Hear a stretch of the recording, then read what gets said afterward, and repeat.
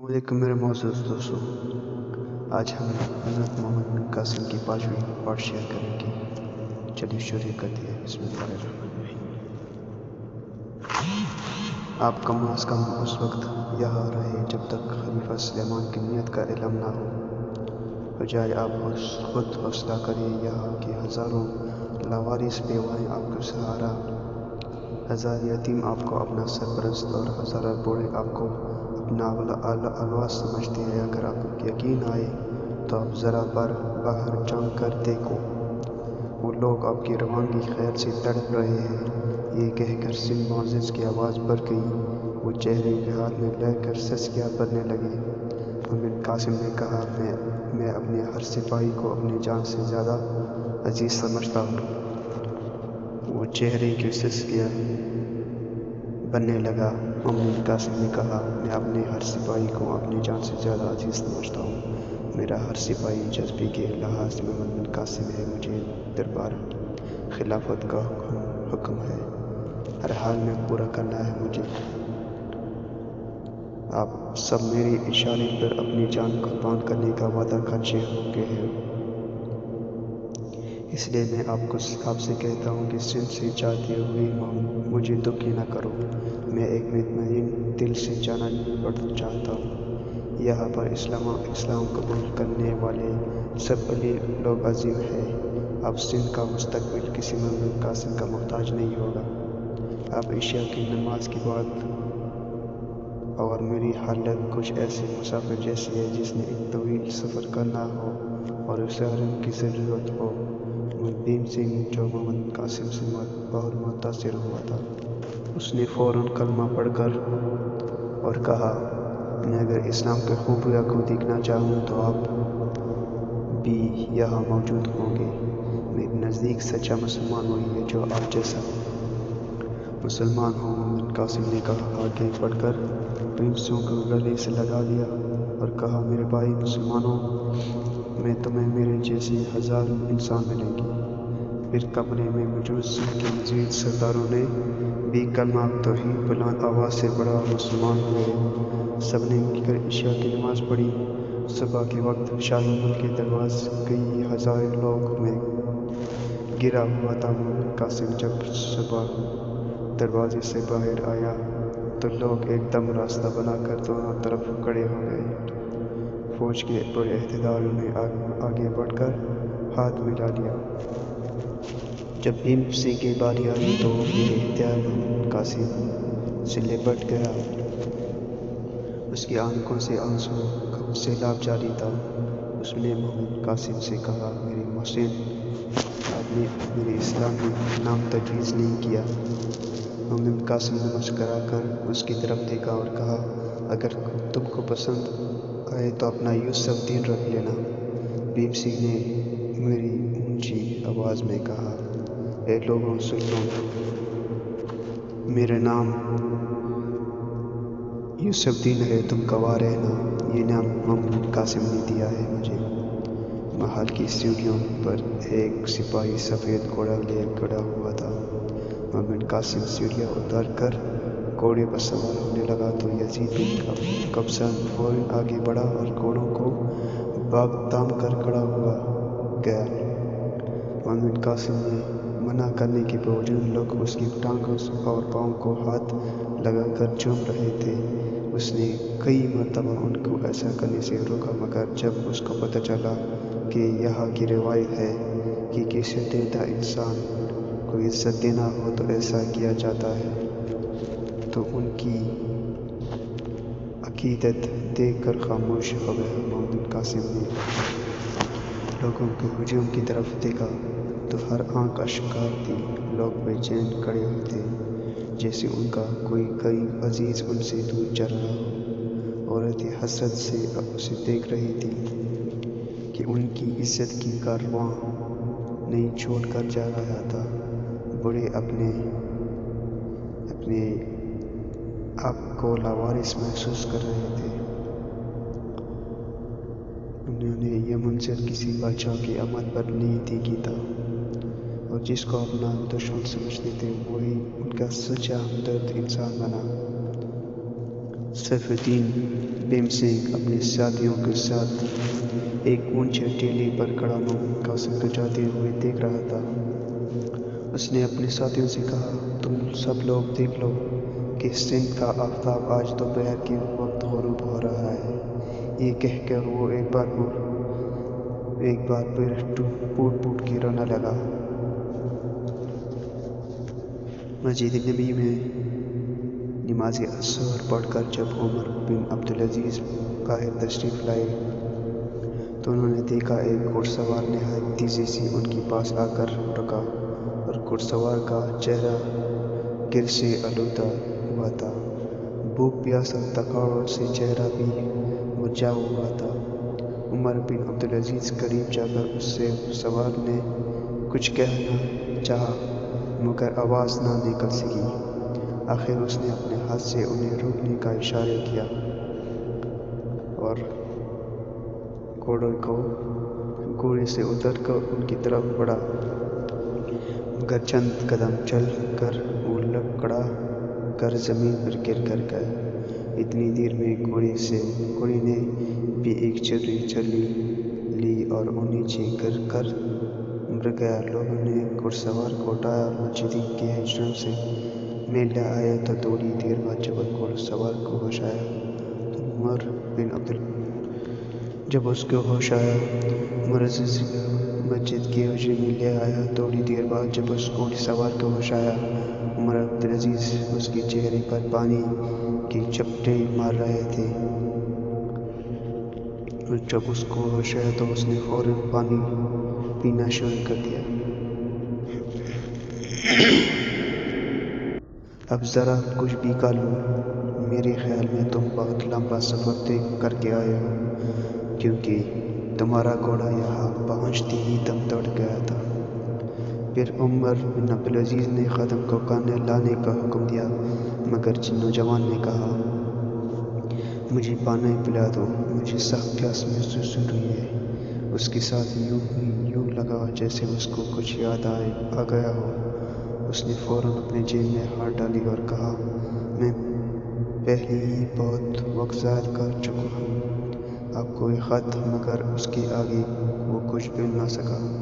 उसकी आंखें हैरत से खुली रह गई। उमर बिन अब्दुल अजीज ने कहा, नौजवान, मैंने तुम्हारा ख़त पढ़ लिया। तुम्हारा घोड़ा हलाक हो गया, तो मैं समझ गया कि तुम कहीं दूर से कोई अहम पैगाम लाए हो।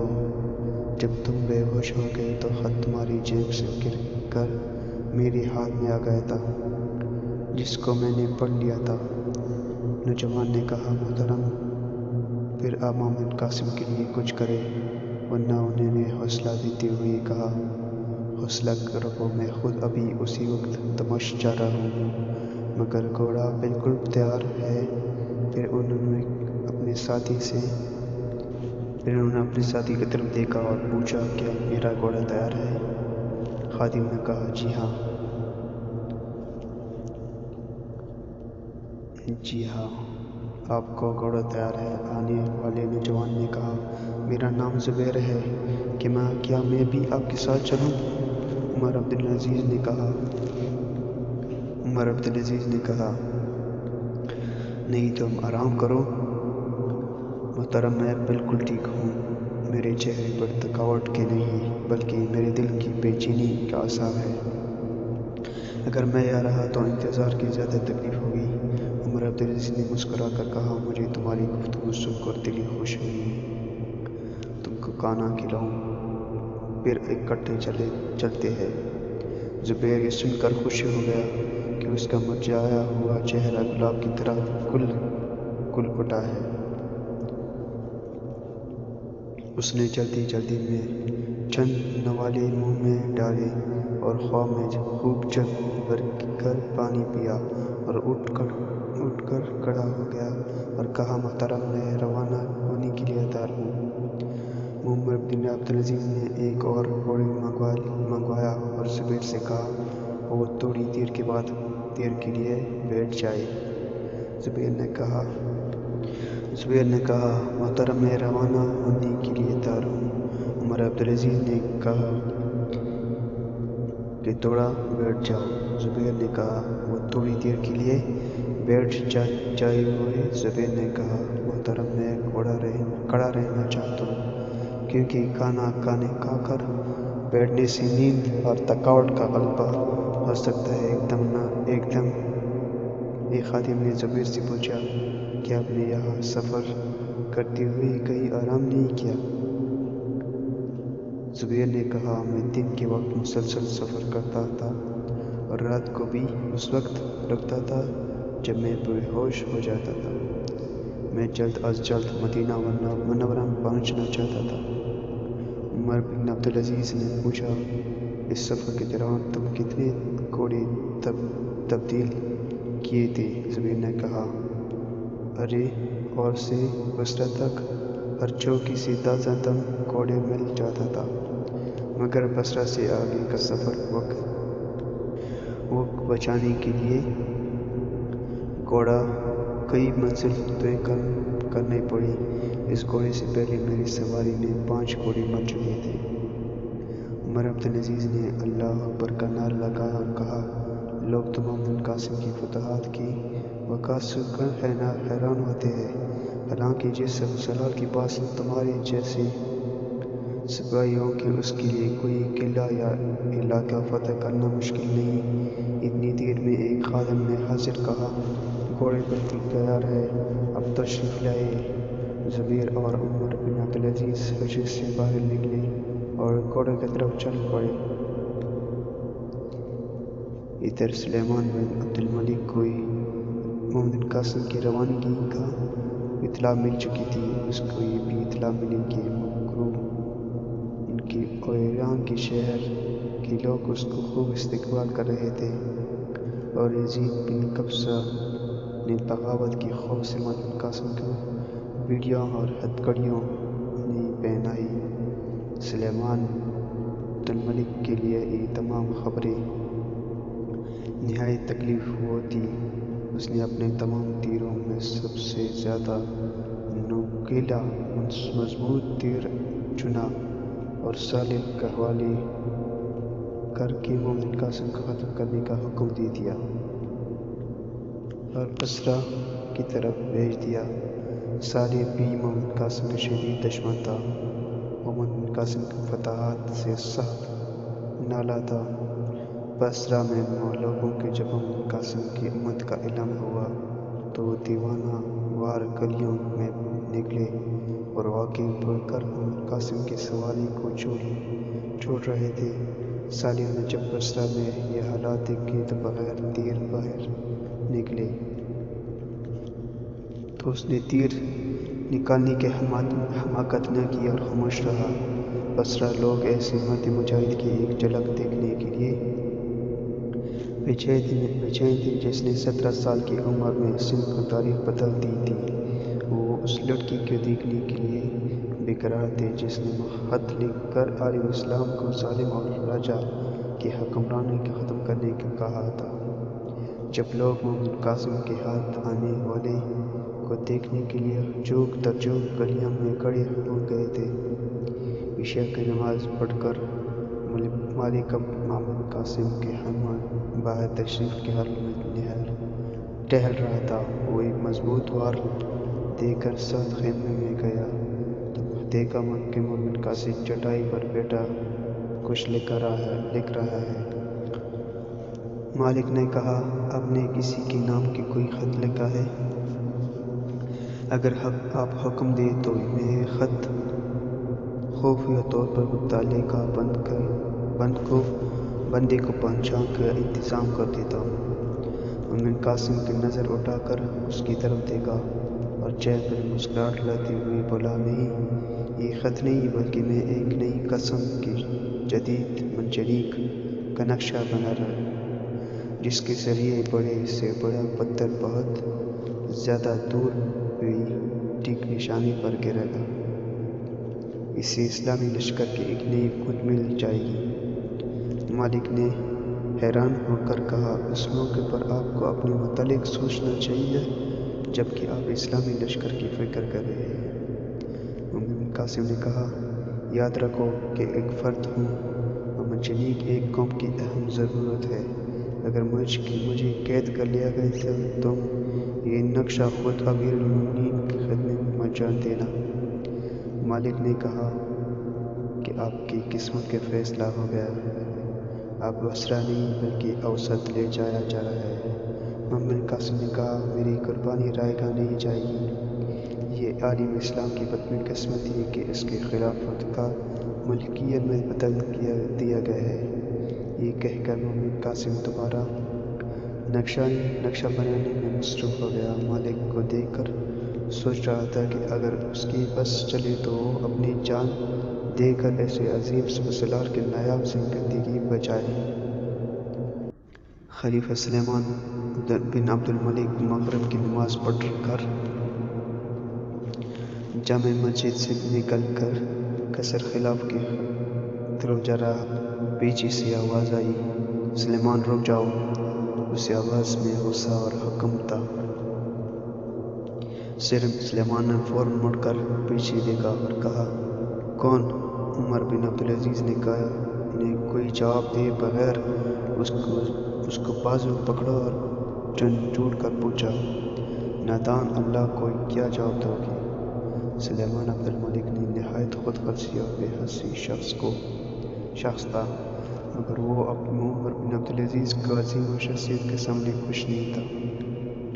وہ نہایت ادب سے بولا، آپ نے جو بات کرنی ہے تنہائی میں کر لیں۔ عمر بن عبدالعزیز نے کہا، میں تو مسجد میں تمام لوگوں کے سامنے تمہارا دامن پکڑنا آیا تھا، مگر جیسا تم کہتے ہو مجھے قبول ہے، جلدی اپنے کمرے میں چلے، میں نے بہت ضروری بات کرنی ہے۔ پھر وہ تینوں محل کے ایک بڑے کمرے میں چلے گئے۔ سلیمان زبیر کی طرف دیکھتے ہوئے کہا، میں تم کو پہلے بھی کبھی دیکھا ہے؟ اس سے پہلے زبیر کوئی جواب دیتا، عمر عبدالعزیز نے فوراً کہا، ایسی فضول باتیں کا وقت نہیں ہے، محمد بن قاسم کے متعلق تم سے بات کرنے آیا ہوں۔ سلیمان جب نے سنا تو غصے سرخ ہو گیا اور کہا، اچھا تو محمد بن قاسم کی سازش مدینے میں بھی پہنچ چکی ہے؟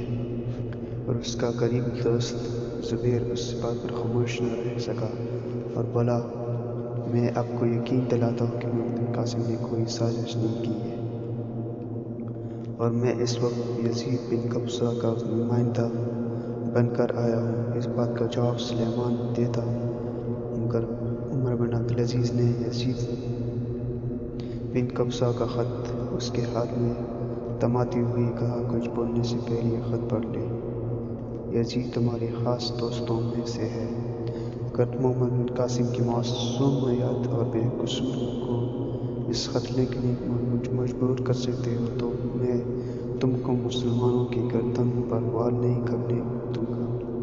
تم کو یہ خوشی ہے کہ قدرت نے تم کو موقع دیا ہے کہ تم اپنے دشمن سے بدلے لے سکو، مگر تم اس کو نوجوان سالار کی عظمت اور اندازہ نہیں کر سکتے، جس کے ایک جان تمہارے کئی ساتوں سے زیادہ اہم ہے۔ اس کی تلوار تمہاری تلوار سے کئی گنا تیز ہے، اور اس کے تیر تمہارے تیروں سے زیادہ نوکیلے ہیں۔ وہ امیر کی اطاعت میں مجرم بن کر تمہارے پاس آ رہا ہے، اگر وہ چاہتا تو اس کی ایک آواز پر سارا سندھ اس کا ساتھ دے سکتا تھا۔